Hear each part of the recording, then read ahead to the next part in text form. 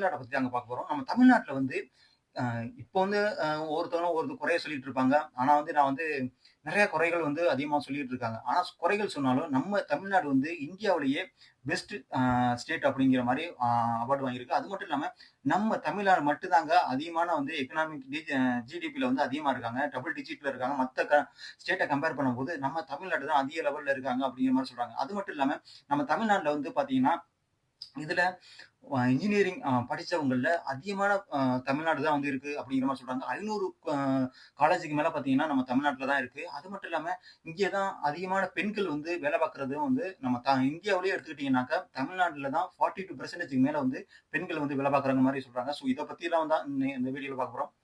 இது வந்து பார்த்தீங்கன்னா, நான் வந்து ஒரு கட்சிய சார்ந்தோ, எத சார்ந்தோ பேசல. இதுல வந்து நான் பொதுவா பேசுறேன். நம்ம தமிழ்நாட்டுல வந்து இவ்வளவு பேரு வந்து இவ்வளோ ஒரு ஃபேக்டரி இருக்கா? இவ்வளோ ஒரு வேலைவாய்ப்புகள் இருக்கா? அது மட்டும் இல்லாம அடுத்த ஸ்டேட்லேருந்து வந்து நம்ம ஸ்டேட்ல வந்து இவ்வளோ பேர் வேலை பார்த்துட்டு இருக்காங்க. அது மட்டும் இல்லாம நம்ம ஸ்டேட்ல வந்து நம்ம ஸ்டேட்ட வந்து நம்ம பெருமையா பேசாம நம்ம வேற யாரும் பேச போறாங்க. அது மட்டும் இல்லாம நம்ம ஸ்டேட்ல வந்து நம்ம இப்ப இருக்கிற கட்சியா இருக்கட்டும், இதுக்கு முன்னாடி இருந்த கட்சிகளா இருக்கட்டும், ஆனா இவ்வளோ கட்சிகளும் வந்து ஜெயலலிதாவா இருக்கட்டும், கருணாநிதியா இருக்கட்டும், இப்ப இருக்க ஸ்டாலினா இருக்கட்டும், இவங்க எல்லாரும் வந்து அவங்க கட்சிக்காண்டி இது பண்ணாலும், ஆனா அவங்களோட தமிழ்நாட்டுக்குன்னு செய்ய வேண்டியத இப்போ வரையும் செஞ்சுட்டு தான் இருக்காங்க. ஸோ அத பத்திலாம் தான் இந்த வீடியோல பார்க்க போறோம். இந்த வீடியோ வந்து பார்த்தீங்கன்னாக்க, நான் வந்து 2 பார்ட்டா குடுக்க போறேன். Part 1, part 2. ஸோ அதுல வந்து பார்த்தீங்கன்னா, பார்ட் 1ல வந்து என்னென்ன நடக்க போகுது, அது மட்டும் இல்லாம பார்ட் 2ல என்ன நடந்துச்சு, ஸோ நம்ம மிகப்பெரிய கம்பெனிலாம் வந்து எப்படி வந்துச்சு நம்ம தமிழ்நாட்டுக்கு, இப்ப ஏன் இவ்வளோ டபுள் டிஜிட்ல வந்து நம்ம ஜிடிபி வந்து இவ்வளோ இன்கிரீஸ் ஆயிருக்கு. அது மட்டும் இல்லாம மத்த ஸ்டேட்ட கம்பேர் பண்ணும்போது நம்மளோட எஜுகேஷன் லெவலும் வந்து நல்லா இருக்கு அப்படிங்கிற மாரிலாம் சொல்றாங்க. ஸோ இதெல்லாம் பத்தி இந்த வீடியோல பார்க்க போறோம். Hello everyone. நாங்க ஆனந்த் பாலா. வாங்க வீடியோக்குள்ள போலாம். ஸோ நம்ம இன்னைக்கு எத பத்தி பார்க்க போறோம்னா, நம்ம தமிழ்நாட்ட பத்தி தான் பார்க்க போறோம். தமிழ்நாட பத்தி இங்க வந்து பார்த்தீங்கன்னா நெறைய ஃபேக்டரிகள் இருக்கு. ஸோ நெறைய ஃபேக்டரி இருக்கு. ஸோ அப்படி இருக்கும்போது ஆனா இத பத்தி யாருமே பேசுறது இல்ல. இந்த ஃபேக்டரி இருக்கு. அத பத்திலாம் பேசுறது இல்ல. ஆனா இங்க ஃபேக்டரி வரல, அது வரல, இது வரலன்னு இப்ப ரீசென்ட்டா கூட பார்த்தீங்கன்னா, கூகுள் ஏஐ ஹப் வந்து பார்த்தீங்கன்னாக்கா ஆந்திராவுக்கு போணுச்சு. ஸோ இத பத்தி எல்லாம் வந்து நெறைய பேரு நான் கூட வீடியோ போட்டிருக்கேன். பட் இருந்தாலும் இதுக்கு முன்னாடி வந்து உள்ள அதிகமான ஃபேக்டரிகள் வர்றதுக்கான மெயின் ரீசனே வந்து பார்த்தீங்கன்னா, நம்ம தமிழ்நாட்டுல அதிகமான கோஸ்டல் ஏரியா. ஏன்னா, நம்ம ஊர்ல பார்த்தீங்கன்னா, சென்னை துறைமுகம் இருக்கு, எண்ணூர் இருக்கு. இந்த மாரி நெறைய துறைமுகங்கள் இருக்கிறனால தான் நம்ம தமிழ்நாட்டுக்குன்னு அதிகமான வந்து இன்வெஸ்ட்மென்ட் வருது. ஸோ அப்படி இருக்கும்போது, எப்படி நம்ம தலைவர்கள் வந்து ஒவ்வொரு இன்வெஸ்ட்மென்ட்டையும் நம்மளுக்கு வந்து கவர் பண்ணாங்க. ஸோ அப்படி பார்க்கும்போது பார்த்தீங்கன்னாக்கா, இதுல வந்து ரீசென்ட்டா வந்து வியட்நாம் போனாங்க யாரு? ஸ்டாலின். ஸ்டாலின் அங்கே போயிட்டு மிகப்பெரிய ஒரு ஈவி கார் கம்பெனி ஒரு அந்த ஃபேக்டரிய வச்சு பார்த்தீங்கன்னாக்கா, மிகப்பெரிய ஃபேக்டரி நம்ம இந்தியாவுக்கு வர்றதுக்கான வாய்ப்புகள் இருக்கு அப்படிங்கிற மாரி சொல்றாங்க. போயிட்டு அவங்க அங்கே சைன் பண்றாங்க. சைன் பண்ணி அதுல வந்து ஃபர்ஸ்ட் ஆல்ரெடி இவங்களோட மேனுஃபேக்சரிங் கம்பெனி வந்து இந்தியால இருக்கு. ஆனா இவங்க வந்து பார்த்தீங்கன்னா, அதிகமான இன்வெஸ்ட்மென்ட்ட வந்து பண்ண போறோம் அப்படிங்கிற மாரி சொல்றாங்க. ஸோ அப்படி பண்ண போறது பார்த்தீங்கன்னா, இந்த ஃபாஸ்ட் அந்த கம்பெனி வந்து மிகப்பெரிய ஒரு இதுல வந்து பார்த்தீங்கன்னா, வியட்நாம்ல இருக்காங்க. ஸோ அப்படி உள்ள கம்பெனி வந்து இங்க வந்து பார்த்தீங்கன்னா, ரூ. 16,000 கோடி வந்து பார்த்தீங்கன்னா, இங்க இன்வெஸ்ட் பண்ண போறோம். அப்படிங்கிற மாரி வந்து அறிவிப்பு வெளியிட்டிருக்காங்க. அது மட்டும் இல்லாம அவங்க வந்து ஆல்ரெடி வந்து 200 பாலிடெக்னிக் காலேஜுக்கு மேல வந்து அ அதாவது ஸ்டூடண்ட்ஸ வந்து அவங்க வந்து ஹையர் பண்ணி வச்சிருக்காங்களாம். அவங்க வந்து முடிக்க போறாங்க பார்த்தீங்களா இயர்ஸ்ல. ஸோ அவங்கள எல்லாருமே வந்து ஹையர் பண்ணி வச்சிருக்கோம். ஸோ அவங்களுக்கு உண்டான மேன் பவர வந்து இப்போ ஆல்ரெடி வந்து அவங்க பேக்கப் எடுத்துட்டாங்க அப்படிங்கிற மாரிலாம் சொல்றாங்க. ஸோ அதெல்லாம் வந்து பார்த்தீங்கன்னா, இது மெயினா அது மட்டும் இல்லாம இவங்க வந்து மெயினா எவ்வளவு ஜாப் உருவாக்க போறாங்கன்னு பார்த்தீங்கன்னாக்கா, 3000 ஜாப்க்கு மேல வந்து உருவாக்க போறோம் அப்படிங்கிற மாரி எல்லாம் அறிவிப்பு வெளியிட்டிருக்காங்க. ஸோ அதெல்லாம் வந்து மெயினா அவங்களோட புரொடக்ஷன் லெவலும் பார்த்தீங்கன்னாக்கா, ஒரு வருஷத்துக்கு 1.5 லேக்ஸ்க்கு மேல வந்து கார வந்து மேனுஃபேக்சரிங் பண்ணணும். ஸோ அப்படிங்கிற ஒரு ஐடியால வந்து அவங்க வந்து இதுல வந்து மெயினா வந்து இறங்கியிருக்காங்க. ஸோ அது மட்டும் இல்லாம இப்ப ரீசென்ட்டா வந்து நடந்த மிகப்பெரிய ஒரு கம்பெனில வந்து இவங்க என்ன முடிவு பண்ணியிருக்காங்கன்னாக்கா, இவங்க மிகப்பெரிய ஒரு பிளான்ட்ட வந்து உருவாக்க போறோம் அப்படிங்கிற மாரி சொல்லியிருக்காங்க. அந்த பிளான்ட்டோட மெயின் ரீசனே வந்து அதுக்கு பக்கத்திலேயே அவங்களோட வொர்க்கர்ஸ் எல்லாம் இருப்பாங்க பார்த்தீங்களா? ஸோ அவங்களுக்கு எல்லாருக்குமே வந்து நியரஸ்ட்டா வந்து அவங்க வந்து ஸ்டே பண்றதுக்கு மாரி மிகப்பெரிய ஒரு வீடுகள்லாம் வந்து கட்டிக் கொடுக்கப்படும். அது மட்டும் இல்லாம அவங்களுக்கு உண்டான எல்லா ஃபெசிலிட்டீஸும் வந்து அவங்களுக்கு செய்து தரப்படும் அப்படிங்கிற மாரி சொல்லியிருக்காங்க. பஸ் சர்வீஸா இருக்கட்டும், அது மட்டும் இல்லாம மருத்துவ உதவியா இருக்கட்டும், எல்லா ஃபெசிலிட்டீஸும் வந்து அவங்களுக்கு செய்ய போறோம் அப்படிங்கிற மாரி வந்து இந்த வின்ஃபாஸ்ட் கம்பெனி வந்து அறிவிச்சிருக்காங்க. ஸோ அப்படி இருக்கும்போது இதுக்கு இன்னும் வந்து இன்னும் நெறைய கம்பெனிகள் வந்து வர்றதுக்கான வாய்ப்புகள் இருக்கு அப்படிங்கிற மாரி வந்து நம்மளுக்கு இந்த தமிழ்நாட்டுல வந்து அதிகமா இன்வெஸ்ட் பண்றாங்க அப்படின்னு பார்த்தீங்கன்னா, மெயின் ரீசனே இங்க உள்ள அட்ராக்ஷன் தான். ஸோ என்ன ரீசன் நான் உங்களுக்கு சொன்னேன் பார்த்தீங்களா? அதாவது பக்கத்திலேயே வந்து நம்மளுக்கு போர்ட் இருக்கு. அது மட்டும் இல்லாம இங்க அதாவது ரொம்ப குறைவான சேலரிக்கு வந்து இங்க அதிகமான ஒர்க்கர்ஸ் வர்றாங்க. அது மட்டும் இல்லாம இங்க அதிகமான இன்ஜினியரிங் காலேஜ் இருக்கு. ஐடி இருக்கு, பாலிடெக்னிக் இது மாரி வந்து அடுத்த ஸ்டேட்ல போய் பார்த்தீங்கன்னா, இந்த மாரி இருக்குமாங்கிறதும் கொஞ்சம் டவுட் தான். இங்க வந்து அதிகமான பாலிடெக்னிக்கா இருக்கட்டும், அதிகமான ஐடி காலேஜா இருக்கட்டும், இங்க வந்து அதிகமான இன்ஜினியர் அதாவது பெண்கள் வந்து படிக்கிறதுக்கான மிக அதிகமான பெண்கள் படிக்கிறது பார்த்தீங்கன்னா தமிழ்நாட்டில் தான் படிக்கிறாங்க. ஸோ அப்படி படிக்கிறவங்களும் அதிகமாக வந்து ஃபேக்டரிக்கு வேலை பார்க்க போறதுலயும் வந்து அதிகமாக 42% மேல வந்து பெண்கள் தான் வந்து இந்தியாவிலேயே வேலை பார்க்குறாங்க ஃபேக்டரியில அப்படிங்கிற மாதிரிலாம் சொல்ல போறாங்க. ஸோ அப்படி சொல்லும்போது இவங்க வந்து 2024 இஸ்வான் அப்படிங்கிற ஒரு டெக்னாலஜி கம்பெனி. ஸோ இந்த கம்பெனி வந்து பார்த்தீங்கன்னாக்கா எங்க இருக்குன்னா தைவான்ல இருக்கு. ஸோ இந்த தைவான் கம்பெனி வந்து ஆல்ரெடி வந்து இந்தியாவில் தமிழ்நாட்டில் வந்து அவங்க வந்து மேனுஃபேக்சரிங் ஸ்டார்ட் பண்ணி போயிட்டு இருக்கு. ஸோ அப்படிப்பட்ட ஒரு கம்பெனி வந்து என்னமா மாறுறாங்கனாக்கா ஃபாக்ஸ்கானா அப்படி மாறுறாங்க. இந்த ஃபாக்ஸ்கான் கம்பெனி வந்து இங்கே வந்து பாத்தீங்கன்னாக்க அதாவது ஐபோனோட உதிரி பாகங்கள் தயாரிக்கிற கம்பெனி தான். ஸோ அப்படி உதிரி பாகங்கள் தயாரிக்கிற கம்பெனி வந்து மிகப்பெரிய ஒரு அதாவது இதுல வந்து மெயினே ரீசன் அதிகமான பெண்கள் வந்து இதுல வேலை பார்க்குறாங்க அப்படிங்கிற மாதிரி சொல்ல போறாங்க. 35,000 இருந்து 40,000 பேர் பெண்கள் வந்து இதுல வந்து மெயினா வேலை பார்க்கலாம் அப்படிங்கிற மாதிரி சொல்ல போறாங்க. ஸோ அப்படி உள்ள இந்த கம்பெனி ஃபாக்ஸான் கம்பெனி வந்து பாத்தீங்கன்னாக்கா ஆல்ரெடி வந்து ஸ்ரீபெரும்புத்தூர்ல இந்த கம்பெனி வந்து ஆல்ரெடி ரன் ஆகிட்டு இருக்கு. ஸோ அப்படி உள்ள கம்பெனி வந்து பினான்சியல் இயர்ல வந்து மட்டும் இல்லாம இதுக்கு முன்னாடி அதிகமான ஒர்க்கர்ஸையும் வந்து இதில் வந்து இருந்திருக்காங்க அப்படிங்கிற மாதிரி சொல்ல போறாங்க. மெயினா நம்ம இந்தியாவிலேயே வந்து இப்ப ரீசெண்டா வெளியிட்ட 2024 இருந்து 2025 பினான்சியல் இயர் அப்படிங்கிற மாதிரி வந்து வெளியிட்டாங்க. ஸோ இந்த பினான்சியல் இயர்ல தமிழ்நாடு தான் பாத்தீங்கன்னாக்கா டபுள் டிஜிட்ல வந்து அதுல ஜிடிபில வந்திருக்காங்க. அது எவ்வளவுனாக்கா 11.2% வந்து இவங்க வந்து ஜிடிபில வந்திருக்காங்க. ஸோ இது வந்து மற்ற ஸ்டேட்டுகளை கம்பேர் பண்ணும்போது தமிழ்நாடு வந்து அதிக லெவல்ல இருக்காங்க. ஸோ மற்ற ஸ்டேட்டுகளை பார்த்தீங்கன்னாக்கா மகாராஷ்டிராவில் இருக்காங்க 7.3% இருக்காங்க. கர்நாடகா பார்த்தீங்கன்னாக்கா 7.4% இருக்காங்க. அது இல்லாமல் பார்த்தீங்கன்னாக்கா உத்தரப்பிரதேசம் பார்த்தீங்கன்னா 9.9% இருக்காங்க. இப்ப நம்மளுக்கு மிகப்பெரிய ஒரு எதிரின்னு யாருன்னு சொன்னீங்கன்னா நம்ம வந்து பாகிஸ்தானா சொல்லுவோம்.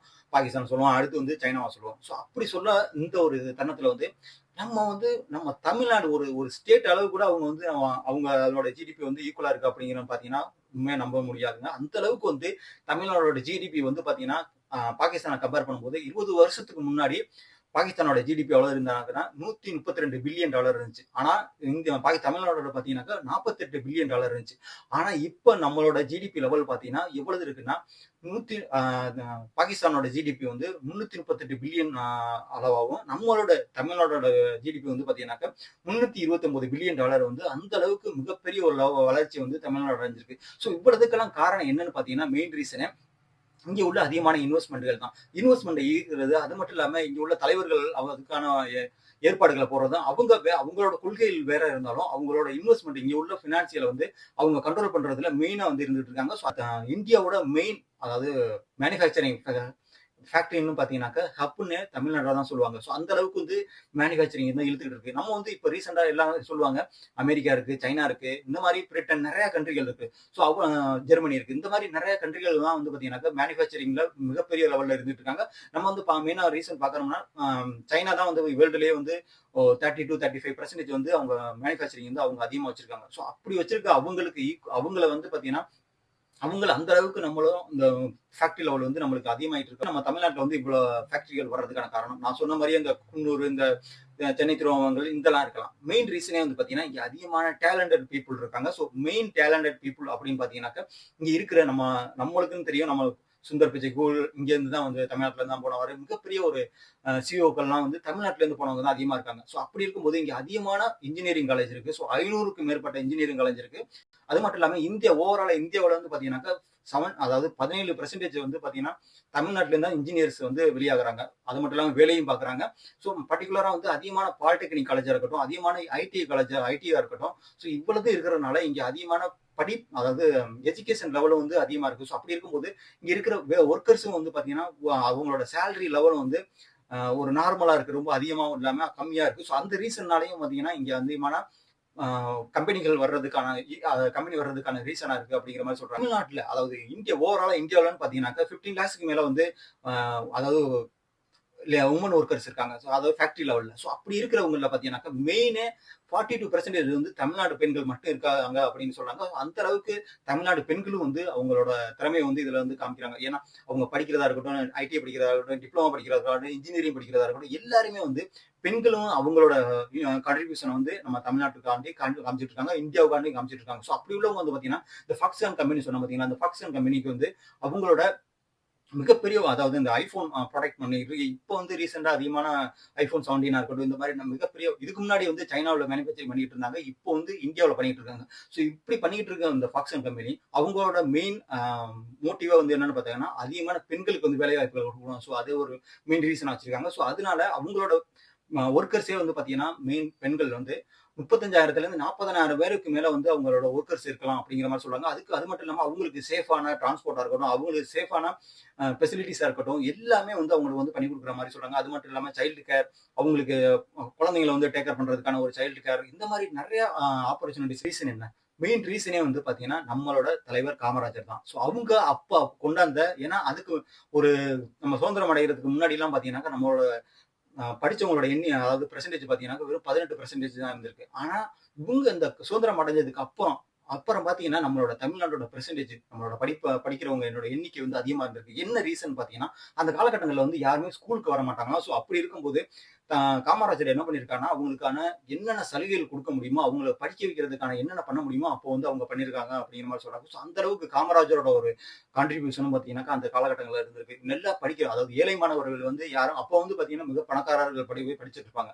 ஆனா, ஏழையா உள்ளவங்க வந்து பார்த்தீங்கன்னா, யாரும் போய் படிக்கிறது இல்ல. ஏன்னா, அவங்களுக்கு சாப்பாடு கூட கஷ்டப்படுறாங்க. ஸோ சாப்பாடு கூட கஷ்டப்படுறதுனால, அவங்களுக்கான ஒரு ரொம்ப கஷ்டப்பட்டுருந்தான். ஸோ அந்த ரீசன்னாலேயே வந்து காமராஜர் வந்து அவங்களோட மெயின் ரீசனே வந்து அதிகமான வந்து அவர் காமராஜர் காலத்திலேயே வந்து ஒரு கதையெல்லாம் ஸ்டோரி எல்லாம் இருக்கு. ஸோ அது என்னன்னாக்கா ஸ்டோரின்னு சொல்ல முடியாது, உண்மைன்னு சொல்லலாம். அவர் வந்து ஒரு கம்பெனி வந்து ஜப்பான்லேருந்து இங்க கம்பெனி வந்துச்சான். ஸோ அந்த கம்பெனி வரும்போது அவங்க வந்து ஒரு ஃபேக்டரி கட்டுற மாதிரி சொன்னாங்க. ஆனா இவர் என்ன சொன்னார்னாக்கா, ஒரு ஃபேக்டரி கட்டினாக்கா நான் உங்களுக்கு இவ்வளவு காசு தருவோம் அப்படிங்கிற மாதிரி ஒரு அமௌண்ட் தருவோம் அப்படின்னு சொன்னாங்க. ஸோ அந்த காசை வச்சு நம்ம ஒரு ஃபேக்டரி ஆரம்பிச்சிருவோம் அப்படிங்கிற மாதிரி வந்து அப்போ ஒரு சுகர் ஃபேக்டரி எல்லாம் வந்து ஆரம்பிச்சதுக்கான ஒரு காரணங்கள்லாம் இருக்கு. ஸோ அப்படிப்பட்ட நம்ம தலைவர்கள் வந்து அவங்க கட்சிக்காண்டி வந்து அவங்க உழைச்சாலும், ஆனா அவங்களோட மெயின் நம்ம தமிழ்நாட்டை உயர்த்துறதுல அவங்க எப்போதுமே வந்து காம்ப்ரமைஸ் பண்ணதில்ல. அதுலயும் வந்து இப்ப இருக்க கட்சியா இருக்கட்டும், அதாவது டிஎம்கே இருக்கட்டும், ஏடிஎம்கே இருக்கட்டும், முன்னாடி இந்த காமராஜரா இருக்கட்டும், எம்ஜிஆரா இருக்கட்டும், இவங்க எல்லாருமே அவங்களோட மெயின் கான்ட்ரிபியூஷன் வந்து நம்ம தமிழ்நாட்டுக்காண்டி இப்ப நம்ம தமிழ்நாடு இவ்வளவு லெவல்ல ஜிடிபில அதிக லெவல்ல இருக்குன்னா நம்ம பரம எதிரி பாகிஸ்தானை கம்பேர் பண்ற அளவுக்கு இருக்கிறோம்னாக்க அந்த அளவுக்கு அவங்க நம்ம தலைவர்களோட மெயின் கான்ட்ரிபியூஷன் தான் சொல்லலாம். அவங்களோட உழைப்பு தான் சொல்லலாம். ஏன்னா அவங்க கட்சிக்காண்டி பல கருத்து கருத்து வேறுபாடுகள் வந்து எல்லாரும் எல்லா கட்சிகள தலைவர்களும் சொன்னாலும், ஆனா அவங்களோட மெயின் நம்ம தமிழ்நாட்டோட உயர்த்துறதுல அவங்க எந்த விதமான காம்ப்ரமைஸும் பண்ணது கிடையாது.